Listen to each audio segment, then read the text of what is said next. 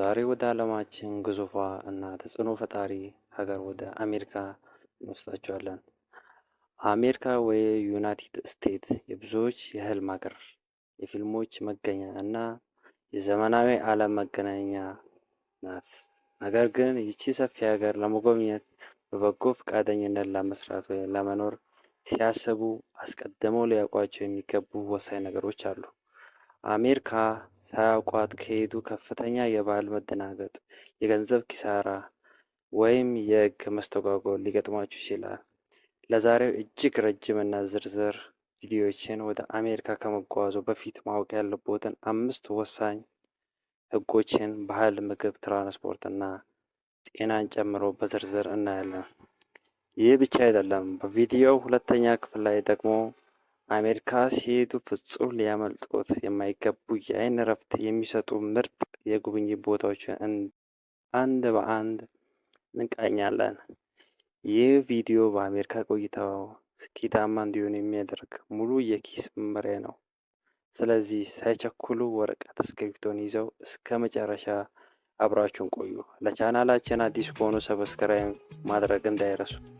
አሁን በቀጥታ ወደ መጀመሪያው ነጥብ እናልፋለን። አንደኛውና መሰረታዊ ነገር የባህል ማህበራዊ እሴቶች ናቸው።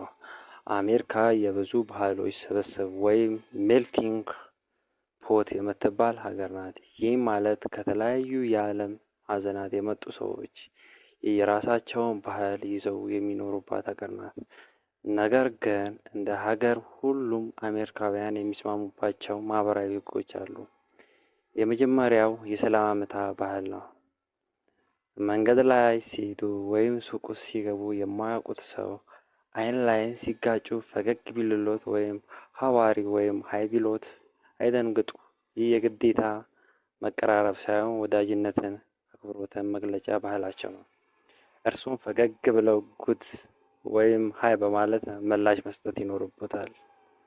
ሁለተኛው በጣም ወሳኝ የሆነው ባህል ነው ቲፒንግ ወይም ጉርሻ ነው። በአሜሪካ ምግብ ቤቶች ውስጥ፣ ሬስቶራንት ውስጥ የሚሰሩ አስተናጋጆች መሰረታዊ ደሞዛቸው በጣም አነስተኛ ነው። ህይወታቸውንም የሚመሩት ከደንበኞች በሚያገኟቸው ጉርሻ ላይ ነው። ስለዚህም እዛው ሀገር ምግብ ቤት ተቀምጠው ከተመገቡ አገልግሎቱን የቱንም ያህል አስቀያሚ ቢሆን እንኳን ከጠቅላላ ሂሳብ ላይ ከ15 እስከ 20% ጉርሻ ቲፕ መስጠት ማህበራዊ ግዴታው ነው። ጉርሻ ለመስጠት እንደ ትልቅ ባለጌነትና ሰራተኛውን እንደ መበደል ይቆጠራል። በተጨማሪም ፐርሰናል ስፔስ ወይም የግል ነጻነት ርቀትን መጠበቅ ትልቅ ዋጋ አለው። ሰልፍ ሲቆሙ ወይም ሰዎችን አነጋግረው መንገድ ሲጠይቁ በጣም ተቀራርበው መቆም ሰዎችን ምቾት ይነሳቸዋል። ቢያንስ የአንድ ክንድ ያክል ርቀት መጠበቅ አለቦት።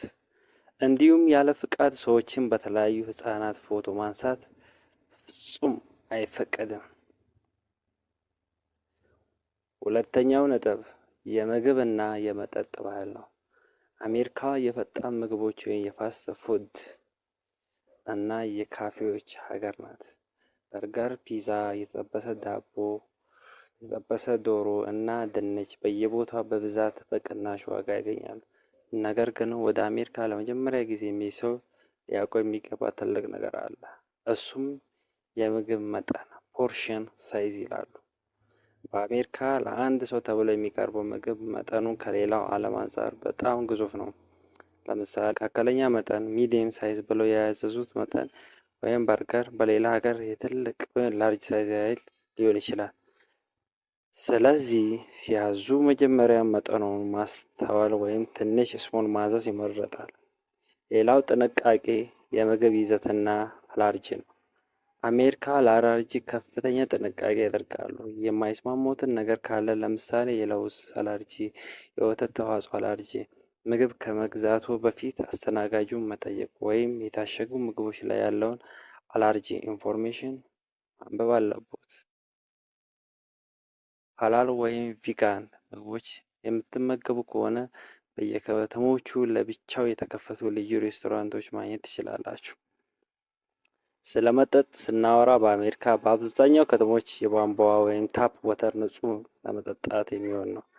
ምግብ ቤት ውስጥ ወተር ብለው ሲጠይቁ በነፃ የሚቀዱላቸው ይህን የቧንቧ ውሃ፣ ነገር ግን ጣዕሙ ካልተመቾት የታሸገ ውሃ ቦትልድ ወተር ገዝታችሁ መጠጣት ትችላላችሁ።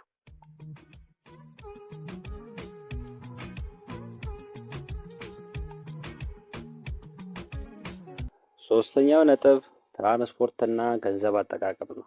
አሜሪካ በጣም ሰፊ ሀገር በመሆኗ ትራንስፖርት እንደየከተማው ይለያያል።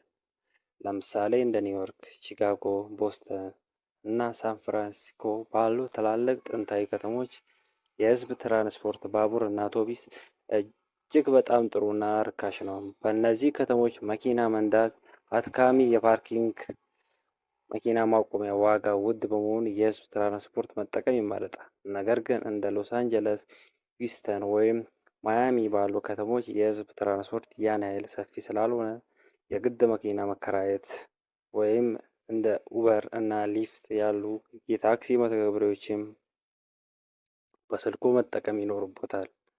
ቸር ሰንብቱ። ሰብስክራይብ በማድረግ ላይክ በማድረግ የደውሉ ምልክት በመንካት